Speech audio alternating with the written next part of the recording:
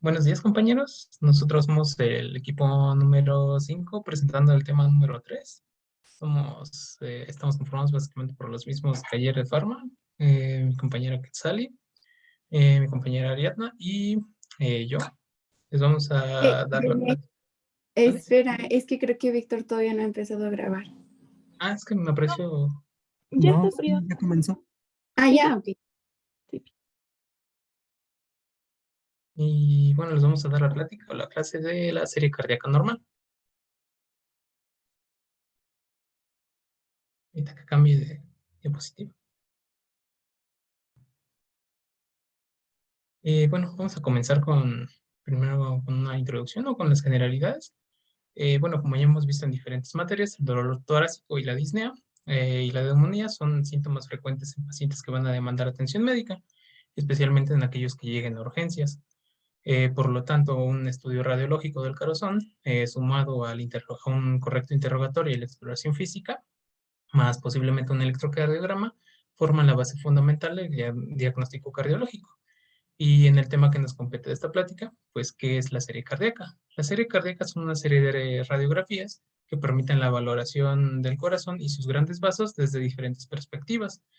Bueno, como hemos visto también, el estudio de gabinete más difundido o uno de los más utilizados es la teleradiografía de tórax o la tele de tórax, en la cual el registro gráfico del corazón se va a obtener sobre una placa a una distancia más o menos de 1,8 a 2 metros del tubo de rayos X. Esta es una distancia a la cual la deformación que sufre la silueta cardíaca por la divergencia de los rayos al ser proyectados va a ser mínima. Se calcula que más o menos el 8% y no se pierde nitidez. Otro de los puntos a favor, o uno de los puntos a favor de la radiografía de tórax frente a otros estudios de gabinete como la tomografía computarizada, es la radiación a la que expone el paciente, siendo la de la radiografía torácica alrededor de 0,1 milisieverts, en comparación, bueno, que va a representar alrededor de unos 10 días de exposición a radiación ambiental, en comparación a la tomografía computarizada que expone al paciente a unos 8 milisieverts, lo que va a ser comparable a unos 3 años de exposición a la radiación natural. Entonces, pues sí es un incremento sustancial cuando se someten a a una tomografía. La que sigue, por favor. Y bueno, la imagen radiográfica se va a formar a recoger en una película la radiación ionizante que atraviesa el cuerpo con distintos índices de absorción o de dispersión de los rayos, por lo que la imagen de una estructura del cuerpo se va a formar dependiendo de su densidad radiográfica. Y con esto pues obtienen imágenes radiopacas, podemos decir que obtenemos imágenes radiopacas o radiodensas cuando tienen una elevada densidad radiológica y por lo tanto se ve blanco en la radiografía, o pueden ser radiolucente o radiotransparente cuando tiene baja densidad radiológica y por lo tanto se va a ver negro en la radiografía. Y eso pues nos da las 5 densidades, bueno, 4 o 5, variaban algunos libros, que conocemos que son la densidad calcio o hueso, que corresponde a la cortical de los huesos, y contrastes artificiales como el bario, la densidad grasa, que pues en esta podemos ver en este ejemplo podemos ver rodeando la musculatura del tórax, la densidad de agua o de los tejidos blandos como la silueta cardíaca, el aire, la densidad de aire, que como un ejemplo pues, claro es el parénquima pulmonar que se ve en negrito, y la densidad metal que en este ejemplo no se alcanza a vislumbrar. Y bueno, también les coloqué este ejemplo de radiografía posterior anterior para ejemplificar o corroborar la técnica correcta, en la cual debemos verificar que esté bien centrada. Para esto debemos ver que los extremos mediales de las clavículas deben ser equidistantes a la línea que se forma por las apófisis espinosas. Están remarcadas sus siluetas en color verde. También debemos verificar que esté bien penetrada de manera adecuada, de forma que sea visible la columna dorsal detrás del mediastino, y también pues debe estar realizada una inspiración máxima. La que sigue, por favor. Y en la serie cardíaca normal, de forma rutinaria se van a obtener 3 proyecciones. la posteroanterior, la PA, una oblicua anterior izquierda y una oblicua anterior derecha.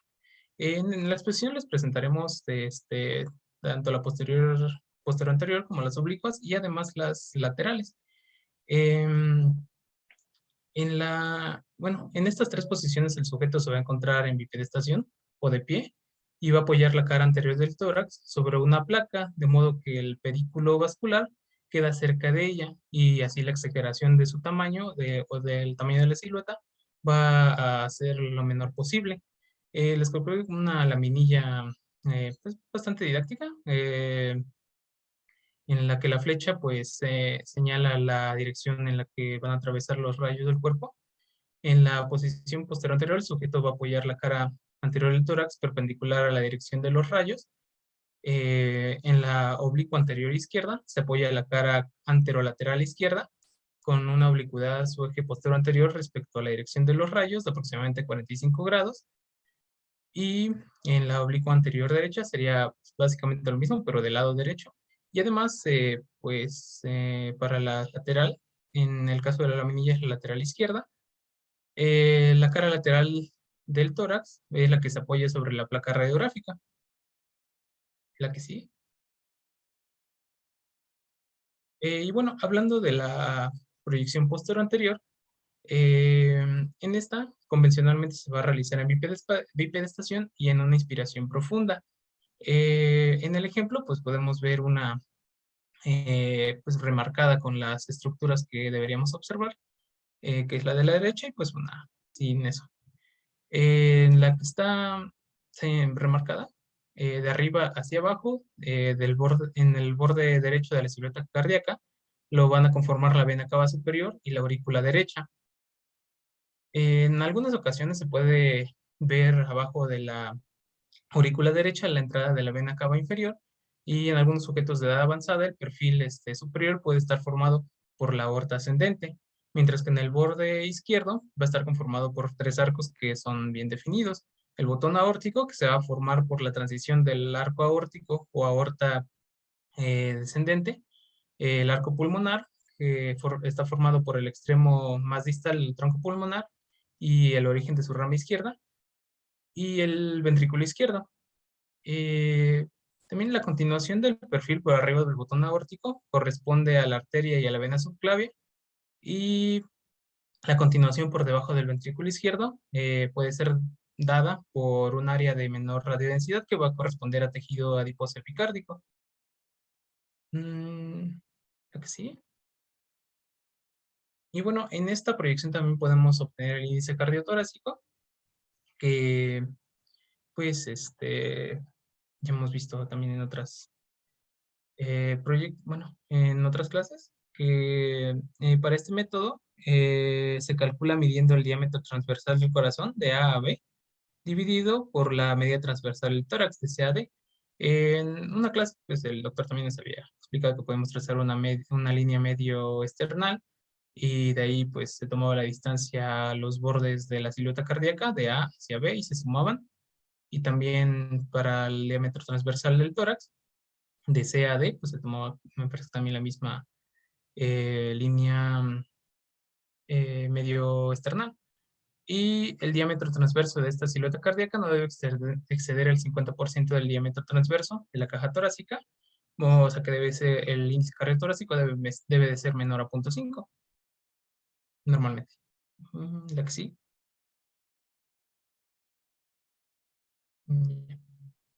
Bueno, entonces ahorita vamos a hablar de las proyecciones oblicuas. Como tal, la proyección oblicua en la posición del paciente es girar a él, en una posición de 45 grados en posición oblicua. Para que sea posterior, el lado afectado va a estar más cerca del receptor de imagen, y para que sea anterior, el lado afectado tiene que estar alejado del receptor de imagen. Para esto tenemos que girar la columna alejando de la zona de lesión para que no interfiera con lo que queremos observar en la radiografía, y el brazo tiene que ser elevado por encima de la cabeza, y el brazo opuesto tiene que ser extendido hacia abajo y hacia atrás del paciente, separándolo del tórax. Ok, la oblicua anterior derecha En esta proyección, la radiografía del paciente va a ser tomada después de que éste ha ingerido bario para poder visualizar el esófago. Esto va a permitir que el delineado pues, sea con mayor claridad y el borde derecho se defina mejor en la proyección. Ahora, las estructuras que vamos a poder visualizar de abajo hacia arriba va a ser el borde anterior de la silueta, lo va a formar el ventrículo derecho, que no es infrecuente que con grados mínimos de rotación también se encuentre el ventrículo izquierdo, ya sea que participe parcialmente o totalmente en la formación del borde inferior. Hacia arriba vamos a encontrar la cámara de salida del ventrículo derecho. Se continúa con la arteria pulmonar sin que estas dos estructuras vayan a definir su punto de unión. Y en la porción más superior se va a distinguir la aorta ascendente, su arco, y hacia atrás y abajo la aorta descendente, pero no se va a visualizar en toda su extensión.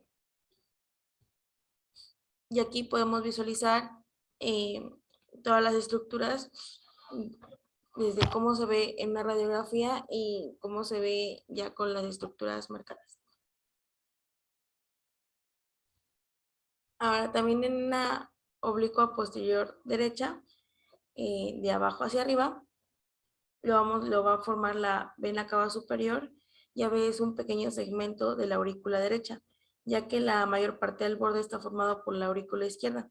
Tenemos que recordar que en las clases anteriores el doctor nos había comentado que esta es la cámara más posterior de las 4. Y el límite posterior se va a definir gracias a la opacificación del esófago, por el contraste.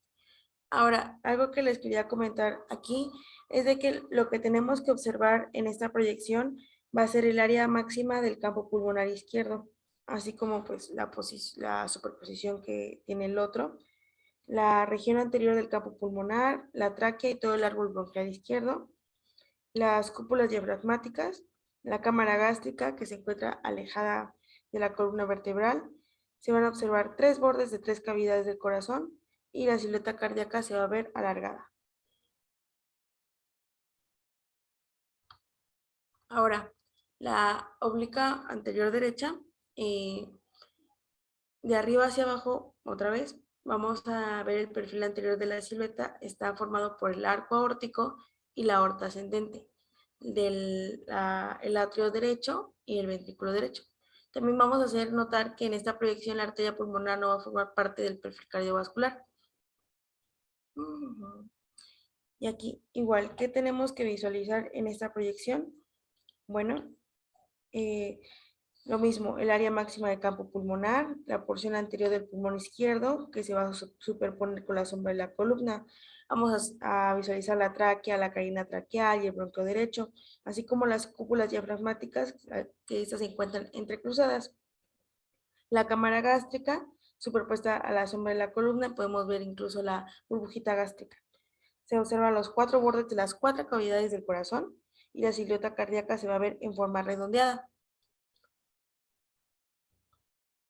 Y la oblicuo posterior izquierda, de abajo hacia arriba, lo va a formar el ventrículo izquierdo y la aurícula izquierda.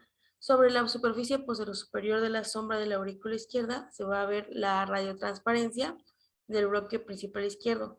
Se va a continuar con la tráquea. No va a tener una angulación mayor de 45 grados y va a ser muy nítida, pero con menor claridad se va a delimitar la arteria pulmonar y por encima se va a encontrar el arco aórtico, cuya continuidad hacia atrás y hacia abajo, pues como aorta descendente no se van a definir también.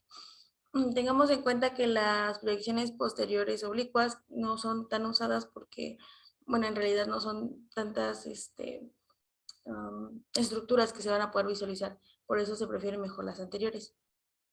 Y aquí les puse una imagen de una proyección posterior que podemos ver justamente el bronquio y las aurícula izquierda, ventrículo izquierdo y las demás estructuras, para que le echen un ojito. Y bueno, ahora por último la proyección lateral. Bueno, aquí puntos importantes es que esta proyección se va a realizar con el paciente en bipedestación. Lo importante de esta proyección es que vamos a valorar lo que es el mediastino anterior, el medio y el posterior. y es muy importante pues en este caso el posterior porque esta no se va a poder ver en una póster anterior. Y bueno, también algo que venía mucho en la literatura es que mencionan que utilizan más la proyección lateral izquierda. No encontré como tal algo, pero decía que es la que más se solicita. La siguiente, Ari, por favor. Y bueno, aquí es como importante también tener en consideración ciertas diferencias tanto en anatomía como en radiología, porque, bueno, si en este caso nos estamos centrando en el corazón, en este caso, en la anatomía, pues el pericardio, o en este caso parte del corazón, se va a localizar en el mediastino medio, pero radiología la va a considerar que se va a encontrar en el mediastino anterior. Entonces, son como que ciertas comparaciones que debemos de tomar en cuenta. Y bueno, les dejo esta tablita para que la puedan observar. La siguiente, Ari, por favor. Y bueno, en este caso hay que mencionar algunos puntos importantes de las proyecciones laterales. Es que en estas se tienen que valorar 5 puntos clave. Uno de ellos es, por ejemplo, el espacio claro retroesternal. En este caso va a ser este lugar como semiluna que se va a encontrar por detrás del esternón y entre la aorta ascendente. Es muy importante la valoración de aquí para poder saber si no existe alguna masa. También la región iliar, que en este caso, en esta región, en esta región iliar es donde se va a presentar una mayor densidad de ciliares. En este caso, pues van a corresponder esto a las arterias pulmonares. Igual, muy importante su valoración para saber si no existe alguna masa iliar. Esta principalmente se da por un aumento de ganglios linfáticos ciliares. También es importante la valoración de las fisuras, en este caso de las fisuras de los lóbulos superiores e inferiores de lo que vendría siendo el pulmón izquierdo y los lóbulos también superiores, medios e inferiores del derecho. Estas fisuras mayormente casi no se notan y si se llegasen a notar es porque están engrosadas y eso nos podría estar hablando de una fibrosis por algún proceso patológico crónico o por algún derrame pleural. También es importante su valoración de la columna, en este caso a este nivel pues la columna torácica. Podemos valorar pues los cuerpos vertebrales que tengan bueno, que sean rectangulares, que sean paralelos y estos espacios intervertebrales muy importante. También igual muy importante el diafragma y sus hemidiafragmas. Y lo más relevante aquí es que hay que recordar que el hemidiafragma derecho va a ser ligeramente más elevado que el izquierdo. Y también, por último, los ángulos costofrénicos posteriores. En este caso, estos van a tener que ser pues bien delineados, que sean ángulos bien definidos. Y pues si se llegase a tener algún derrame pleural, pues aquí se va a estar acumulando y va a generar el borramiento de estos ángulos. Esto es importante para la valoración. La siguiente, Ari, por favor. Y bueno, ya propiamente con a nivel de corazón, es importante la valoración de silueta cardíaca.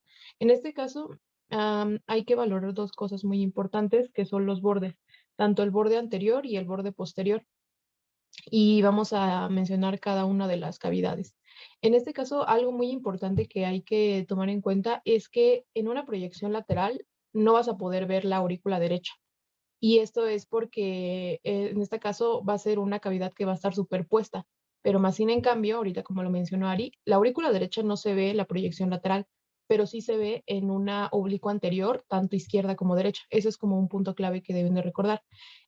Además, también se tiene que tener pues esta consideración del segmento inferior del borde anterior que va a estar formado por lo que vendrá siendo el ventrículo derecho y en este caso pues este va a estar en contacto directo con el esternón, pero igual se va a encontrar por encima de lo que vendrá siendo el tracto de salida del ventrículo tanto derecho y el tronco pulmonar. Eso es como importante mencionar. Además también la aorta ascendente en este caso, pues va a formar como el segmento más superior de este borde y por su parte también lo que vendría siendo el segmento superior, o sea, si lo estamos dividiendo en segmentos, el segmento superior, pero en el borde posterior va a estar formado por la aurícula izquierda, mientras que el segmento inferior, pero del borde posterior, va a estar formado por el ventrículo izquierdo. Y pues igual aquí podemos llegar a observar la vena cava inferior que se va a ver pues de una manera recta y por encima del diafragma. Y bueno, Eso es lo importante para la valoración de los bordes y la localización de las cavidades. La siguiente, Ari, por favor. Y en este caso igual, pues como ya mencioné, dos bordes, uno anterior y otro posterior. Pero en este caso también hay que mencionar que se van a tener tanto bordes cardíacos, tanto derechos como pues izquierdos. El borde cardíaco derecho, pues principalmente va a estar formado por la aurícula derecha, que como bien ya les dije, en este caso no se ve, pero pues es importante considerar el ventrículo derecho, la vena cava superior, la arteria pulmonar derecha, las venas pulmonares derechas, que en este caso en condiciones normales no se van a llegar a ver, mientras que el borde anterior va a estar formado por el ventrículo derecho y también el borde cardíaco izquierdo, que va a estar formado pues por las cavidades izquierdas, aurícula izquierda, ventrículo izquierdo, aorta, la arteria pulmonar y las venas pulmonares izquierdas, que igual pues no se van a llegar a distinguir normalmente, y el borde posterior, que va a ser el ventrículo izquierdo. Y la siguiente, Ari, por favor. Y pues ya, eso fue todo, esas son nuestras referencias.